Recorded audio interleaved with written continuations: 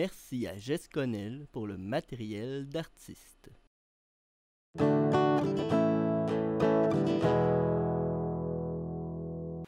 Bonjour, bienvenue à Univers créatif. Aujourd'hui, c'est Jacques Lisée qui nous reçoit dans son univers. Bonjour Jacques. Salut. Vous allez bien? Très bien, merci. Oui, donc on est dans votre galerie. Galerie d'art qui a été construite il n'y a pas tellement longtemps. C'est nouveau, ça, ici. Puis, j'ai même pas eu l'idée d'en faire une ici dans mon sous-sol. C'est Joanne, une amie très chère, qui, à un moment donné, m'a suggéré ça. Là, j'ai allumé. Je ne comprends pas pourquoi je n'ai pas eu envie d'en faire une moi-même et de trouver cette solution-là. Elle m'a été suggérée et c'était la meilleure chose à faire. Une galerie d'art dans le sous-sol avec l'éclairage approprié, tout ça.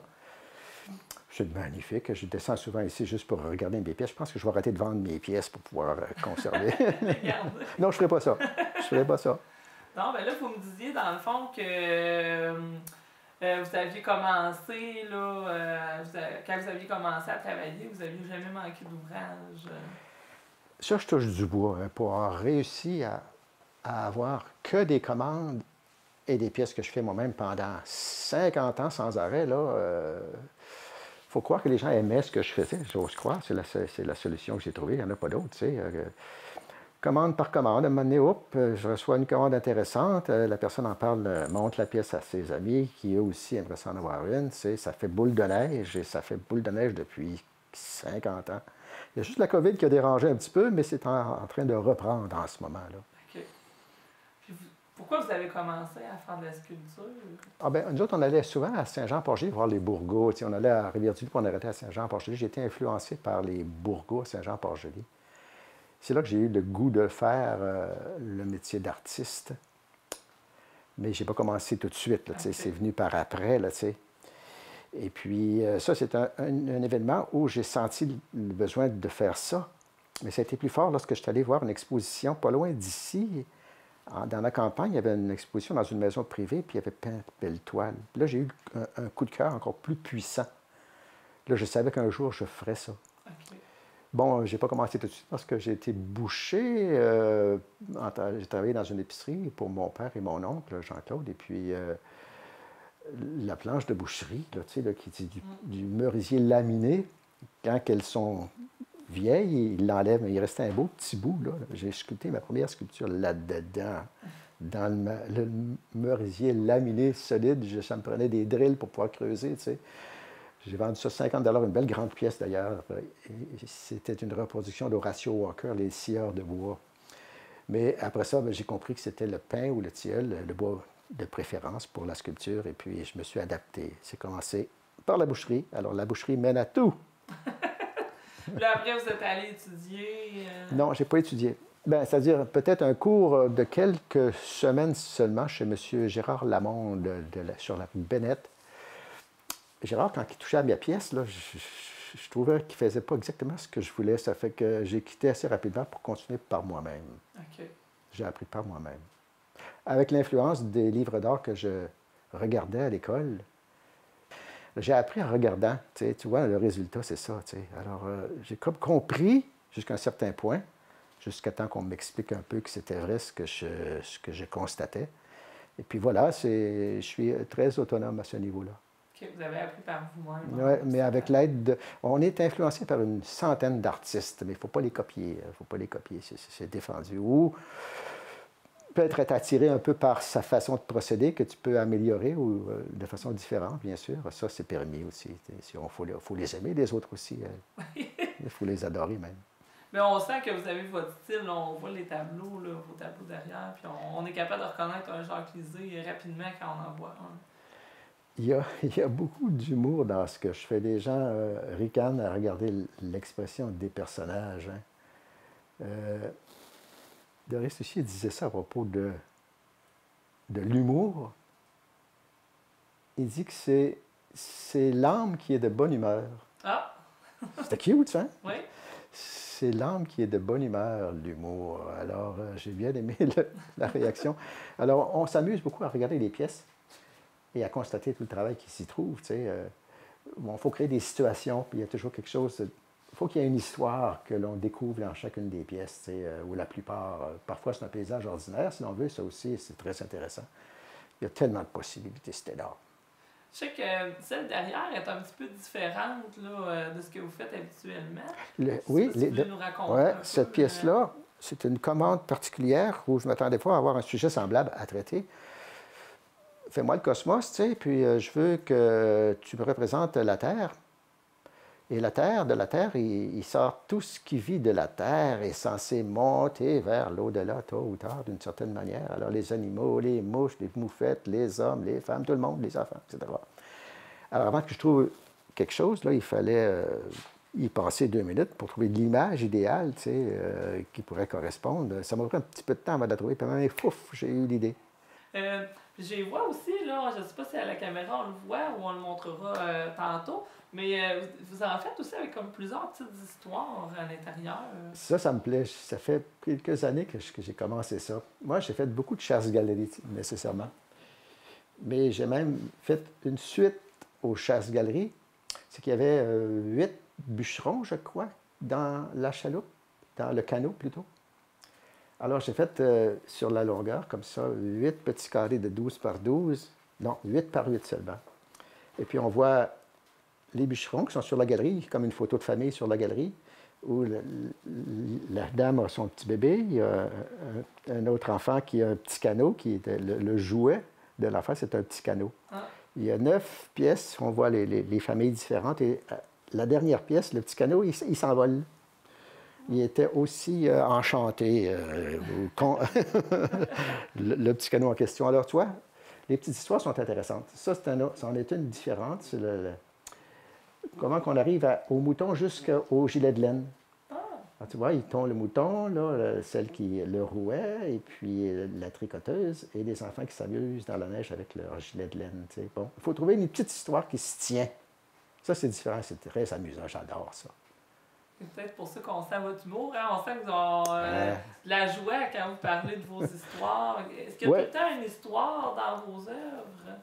Tout le temps. Il faut toujours qu'il y ait quelque chose qui raconte. À part que ce soit un paysage, une tempête de neige nécessairement, mais il y a quand même des gens qui s'en vont à l'église en ce moment. Tu sais, il y a quand même un petit bout où, tiens, ça, j'ai vécu ça. Quoi?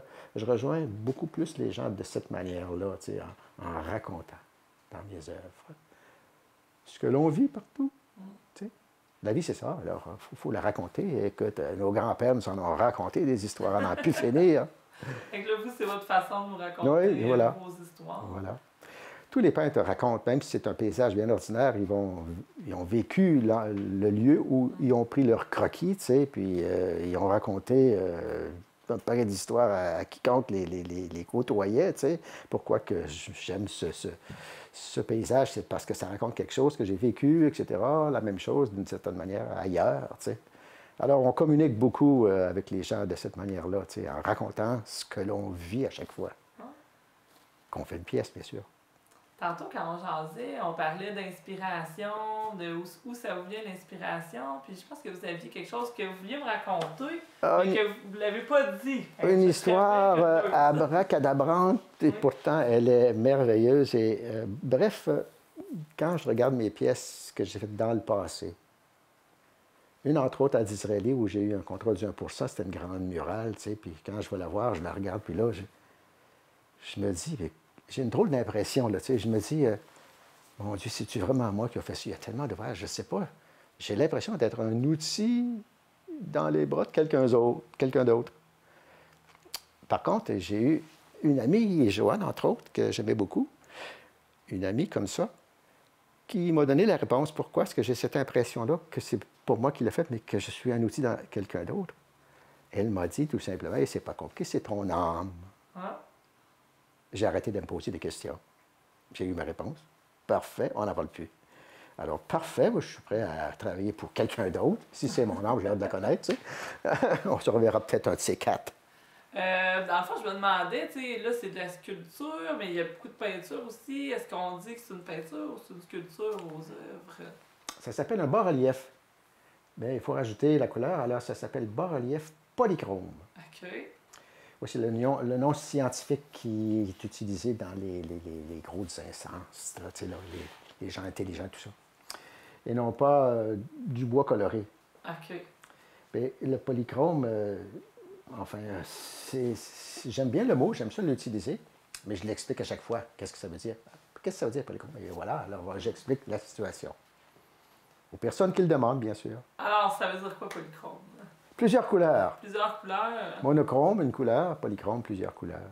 Est-ce que vous aviez toujours fait ça avec la couleur, vos bas-reliefs? C'est-à-dire, non, au contraire, c'est en 90 que j'ai eu un petit nervous breakdown. Okay. Là, je ne savais pas trop où je m'en allais. Je faisais des toiles, mais je faisais aussi des bas-reliefs non colorés. J'ai eu une petite fatigue mentale, tu sais. Alors, bizarrement, j'ai eu envie d'aller visiter au Musée du Québec, faire le tour, aller ressourcer, quelque chose comme ça. Je ne sais pas qui c'est qui m'a poussé à aller là. Je pense que c'est mon ange gardien qui m'a demandé, il dit, Jacques, va faire un tour là-bas, ouais. J'y suis allé, puis là, à un moment donné, dans l'édifice, il y avait au 5e étage une exposition d'un sculpteur sur bois qui avait plusieurs pièces non colorées, excepté une seule qui était colorée, un beau petit bas-relief représentant une crèche avec de la couleur. J'ai allumé. J'ai dit ça. C'est mon ange gardien qui m'a dit, viens, on va te montrer quoi faire, Jacques Touzy, si tu n'es pas capable de le trouver toi-même. Et là, j'ai eu le message, puis le lendemain, j'ai commencé à colorer mes pièces, puis ça ne s'est jamais arrêté. Là. Ça, là, la couleur, c'est beau. Je pensais justement que c'était une erreur de colorer le bois, mais non, c'est bien au contraire. C'était pas une erreur, c'était une nécessité à ce moment-là, pour moi. OK, parce que ça rajoute quand même une dimension. Ah, c'est beau même, que je trouve ça magnifique moi-même, tu sais. Sans vouloir me vanter, parce que c'est pas de la vantardise, là. J'aime ça, puis j'arrêterai jamais d'en faire. Je vais mourir dans mes souliers, je crois. Je crois. Parfait. Et là, on a jasé, vous avez expliqué. J'aurais aimé ça, si vous voulez, qu'on aille faire un tour dans votre atelier pour vraiment voir comment vous faites votre sculpture, ça fonctionne comment physiquement là, quand vous fabriquez vos pièces. Oui, il faut être en forme pour ça. Hein. Physiquement, c'est très important. Tu pousses à l'arrière du couteau, là, tu sais, puis il faut que ça coupe. Là, puis tu donnes un bon coup de bras à la journée longue. OK. On a hâte de voir la couleur, parce que quand on a fait sculpter, puis on a notre voyage de la sculpture, là, on sait très bien que la couleur va être un plaisir. Là, ça, c'est une autre histoire. C'est un combat à finir, là, la couleur, parce que c'est pas facile, la couleur. Il faut que ce soit apprécié, il faut que moi aussi je l'aime. Quand je sens ici au plexus que c'est beau, là, ça me le dit. Là, OK. Quand je regarde, puis si je ne suis pas content, je le sens très bien, puis là, il faut que je cherche ce qu'il faut changer. Bien souvent, avec du recul, le lendemain, on voit l'erreur. Ou mieux encore, quand tu regardes dans un miroir, tu vois l'erreur est doublée. Ah. On a des réponses réelles, là, puis là, on sait exactement ce qu'il faut changer pour améliorer la situation. OK. En espérant l'avoir améliorée, bien sûr. On va aller voir ça Ouais, dans votre OK, atelier. avec plaisir. On se retrouve tantôt dans l'atelier de Jacques Lisée.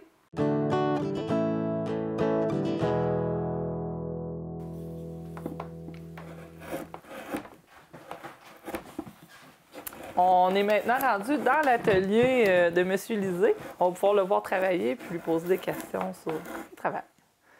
Donc, vous êtes en train de faire une pièce en ce moment? Oui, je travaille sur l'arbre ici. Je vais juste contourner cette partie-là. Là. Ce petit morceau-là qui doit être sur le dessus du moulin à scie, n'est-ce pas? Ça s'en va par là. Il y a une autre partie ici qui rapproche, comme ça. On va le voir quand ça va être terminé.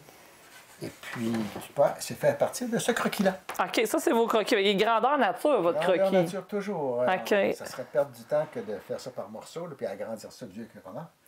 Alors, à partir du croquis et d'un bon petit morceau de carbone comme celui-là pour le retranscrire carrément. Fait que ça, dans le fond, vous mettez le carbone sur votre pièce de bois. Ouais. Puis ensuite, vous mettez le croquis par-dessus, puis on repasse. On voit là on voit les lignes que vous repassez. Là, vous ne repassez pas par-dessus exact. Quasiment. Quasiment. Quasiment, au poil de cul près. Tu vois, ça prend juste un bon carbone comme celui-là. Il s'en fait plus en imprimerie. Moi, j'ai ramassé le magot. J'en ai pour des années là, avec ces carbones-là. Parce que vous me disiez que vous pouvez les réutiliser, c'est ça? Oui. Une centaine de fois sans problème, c'est toujours bon, ça. C'est incroyable comme ça dure longtemps, les carbones. C'est une vraie petite merveille, très utile pour un sculpteur comme moi. Là, on voit là, que le dessin il a été imprimé sur la pièce de bois. Voilà. La pièce de bois qui n'est pas au complet, hein? On voit que c'est collé. Des morceaux collés avec du bois de qualité, première qualité bien sûr, en tilleul. Tilleul, OK. On le trouve dans les érables biliaires, OK. en quantité limitée. L'écorce est semblable à l'érable. Il y a beaucoup de tilleuls qui ont été comment ils disent ça, pour avoir l'eau d'érable. Entaillé? Ils ont été entaillés, oui. OK. C'est de l'eau de poteau qui est sortie de là. Ah, bon. Mais l'écorce est semblable. Alors, il y en a plusieurs qui se trompent tant que la feuille est en forme de cœur, comme ça. Ah, OK, c'est ceux-là, les tilleuls, ceux Ouais, qui ont des belles Ouais, feuilles. des belles feuilles en forme de cœur. Alors, ils ne les voient pas en hiver. Encore moins au printemps, ça ne sera pas poussé. Alors, ils taillent des tilleuls bien souvent. Puis pourquoi le tilleul, c'est un bois qui est bon pour la Il sculpture? est tendre. C'est un bois franc pourtant, hein? Mais il est tendre. Donc, il est assez dur, mais assez mou aussi pour Ah oui, sculpter. regarde, ça va vraiment bien, là, c'est le tilleul. C'est dans l'aubelle, tu as le tilleul, tu as l'aubelle, puis tu as le centre. Le centre est toujours noir, ça. Fait que dans l'aubelle, là, quand le tilleul est blanc, ça, tu vois, c'est une blancheur, une pâleur. Plus qu'il est blanc, plus qu'il est tendre. Parfois, il y a une couleur un petit peu ambrée. OK. On l'a pas ici, il est un petit peu plus dur, mais il se travaille pareil. OK. Alors, c'est ça, le tilleul, c'est de baisse, là. On ne peut pas avoir mieux que ça pour... Le pain, il est bon, mais il est éclisseux puis il est gommeux. C'est le désavantage, là. Alors là, vous entaillez avec des couteaux. En ce moment, là, c'est des choses pas trop compliquées. Hein, le tour de l'arbre ici, là, tu sais, il faut que ce soit bien nettoyé, ça, là, pour qu'il n'y ait pas de brèche qui dérange notre œil, n'est-ce pas? Oui. Puis là, vous laissez, on voit vos coups, hein? Vous les lissez pas. Non, il ne faut pas sabler ça. Ça serait trahir le caractère du coup de couteau qui est intéressant de voir. Tu vois, là, ici, là, tu vois, c'est trop Oui. haut. Il faut que je recule ça ici. OK. Tu vois, il y a une bosse ici. Et tu vois, ici, il faut que je recule ça ici. Je viens d'en apercevoir, en regardant, à l'heure actuelle, sur le champ, que j'avais 2 erreurs ici. OK. Tu le vois, ça, tu as la sensation que c'était bosselé ici. Oui. Là. C'est très désagréable, ça. Il faut le découvrir avant de finir la pièce, mais quand on l'a fini, on est obligé de retoucher. Et OK. ici, j'ai 2 endroits où j'aurais à retoucher ici. Ça et ça. Si tu n'étais pas vu, je ne m'en serais peut-être pas aperçu. Ah bon? Puis ça, dans le fond, vous voulez pas avoir de bosse parce que c'est un toit puis c'est plat. Ouais, normalement, il n'y a pas de bosse là, et ici OK. non plus. Tu vois, ici, je vais être obligé de baisser ça. Puis là, dans votre arbre, vous laissez les bosses parce que ça, un arbre, c'est rond. Ouais, ça peut aller. Regarde, tu vois, celui-là, il faut que je l'enlève OK. ici. Et là, tu vois, c'est arbour bois ici, là. Tu vois, il faut que j'aille dans l'autre sens.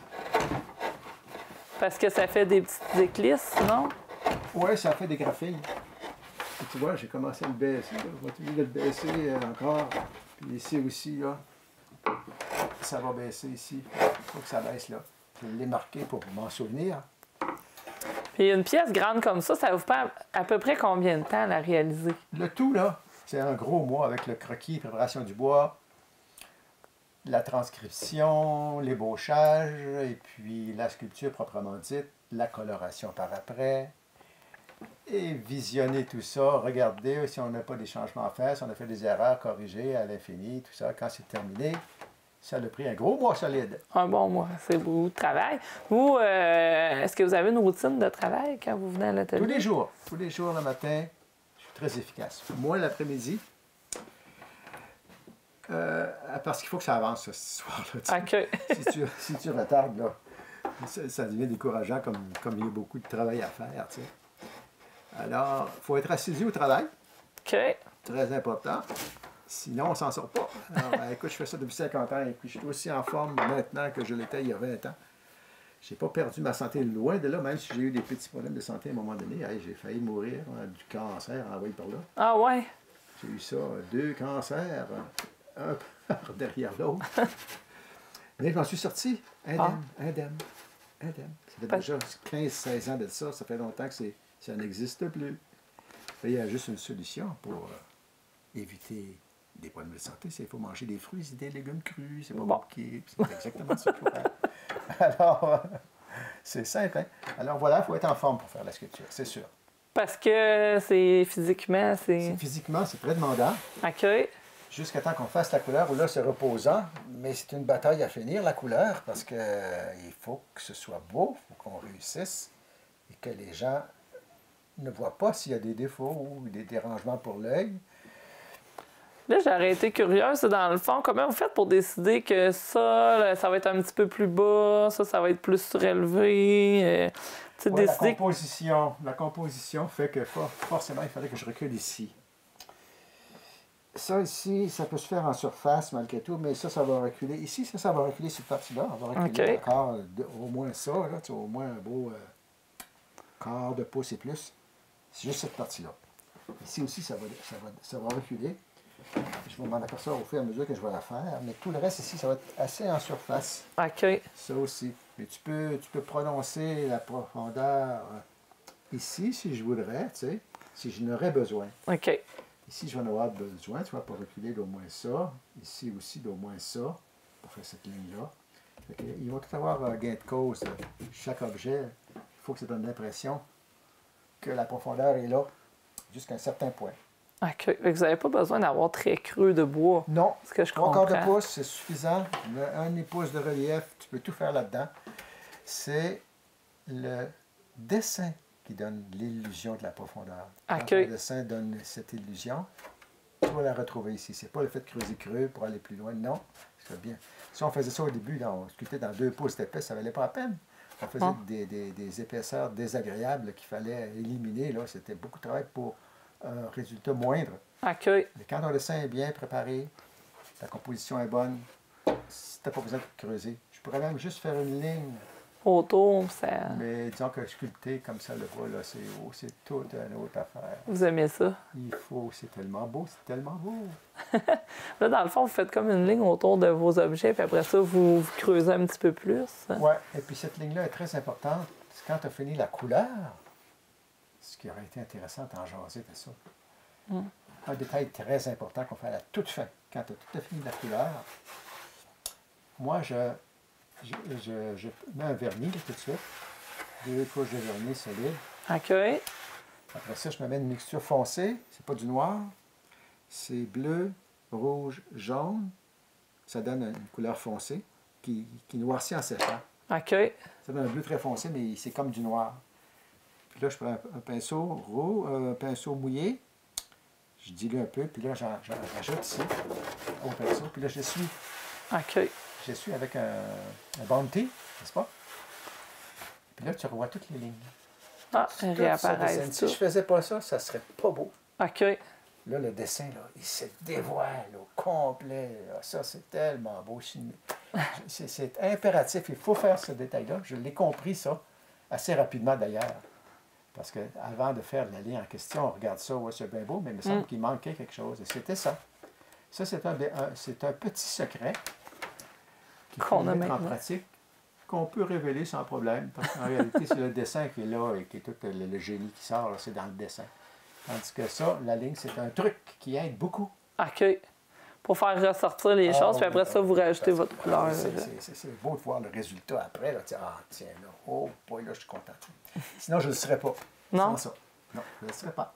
Une petite dernière question. Là, je vois que vous avez votre cadre. Vous ne vous encadrez pas vos toits. Vos œuvres sont déjà encadrées. Oui, même la pièce. Tu vois, ça, c'est le même morceau que celui-là ici. J'ai fait une petite ligne avec le roteur ici. Là. OK. Et puis, on met une petite texture là-dessus sur les côtés, puis on a le pain noir, ou très foncé, pas noir pur, mais très foncé. Alors, parce qu'un cadre de magasin, il ne bouge pas. Il n'y a pas d'expansion, pas de retrait. Tandis qu'ici, quand c'est humide, il va en reprendre un petit peu, puis quand c'est sec, il va en reperdre un petit peu. Il y a un autre truc que je fais aussi, je vais te le montrer. Ceci! OK. Ah, on voit le... C'est très important pour empêcher le bois d'arrondir. OK. Parce que quand tu enlèves la force du bois, tu sculptes, tu enlèves la force du bois ici, là. OK. Il a tendance à revenir vers l'intérieur. Ça, c'est un demi-pouce de long, d'épaisseur. OK. Et puis, c'est fixé indépendamment de la pièce. C'est que le bois peut avoir son expansion, son retrait, puis il y a un petit lousse aussi. Ce qui fait que ça m'a pris du temps à trouver ce truc-là. Mais il y en a un en bas, en haut, pour que ça le garde ensemble. Il va rester le plus droit possible. Tu sais. OK. Ça, c'est du métal, là? Oui, c'est du métal. C'est du métal d'un demi-pouce. Avec ça ici vissé, c'est merveilleux. Sans ça, là, on aurait du trouble avec les années. Les pièces reviendraient. Monsieur Lissé, ça l'arrondit. J'aurais du trouble. On évite ça avec ce truc-là. C'est pas plus compliqué que ça. Fait que votre cadre, il suit l'œuvre. Il fait partie. Et puis, la correction est très facile à faire. Si tu as un cadre d'usine, là, où tu poques ça, c'est fini. Il faut que tu en achètes un autre, tandis que ça peut être corrigé facilement. Ah ben. Tous les problèmes sont réglés, ma chère. Parfait. Bien, je vous remercie beaucoup de nous avoir accueillis chez vous et dans votre atelier pour comprendre votre travail. Ce fut un plaisir. Sais-tu ce que ça veut dire, ça? Non? Je salue la divinité qui est en toi. Ah, ben, coudonc. Tu es plus divine que tu pensais, hein? Bien, merci beaucoup. Je vous en prie, ça fut un plaisir. Merci. C'est moi qui vous remercie. On espère que vous avez apprécié l'univers créatif de M. Lisée.